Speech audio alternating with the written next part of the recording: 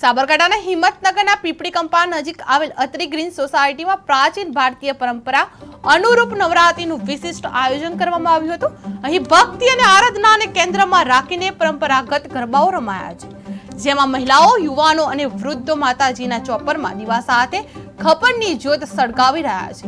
આયોજકો દ્વારા નિઃશુલ્ક નાસ્તા અને ખેલૈયાઓ માટે વિશેષ ઇનામોની વ્યવસ્થા કરવામાં આવી છે। આ અનોખા કાર્યક્રમ દ્વારા નવા અને જૂના જમણવાર વચ્ચે સંતુલન સાધી ભારતીય સંસ્કૃતિને ટકાવી રાખવાનો પ્રયત્ન કરવામાં આવ્યો છે।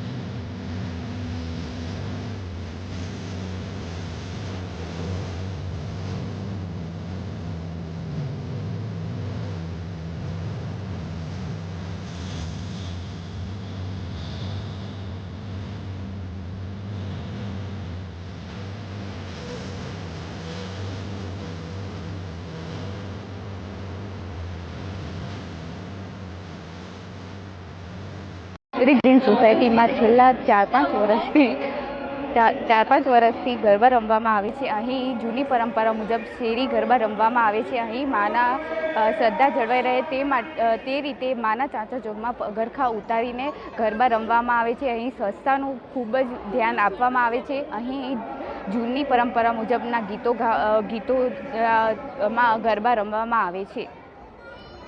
નવરાત્રિ એટલે મા દુર્ગાના, માં ભગવતી પાસે શક્તિની યાચના કરવાના, ઉપાસના કરવાના દિવસ।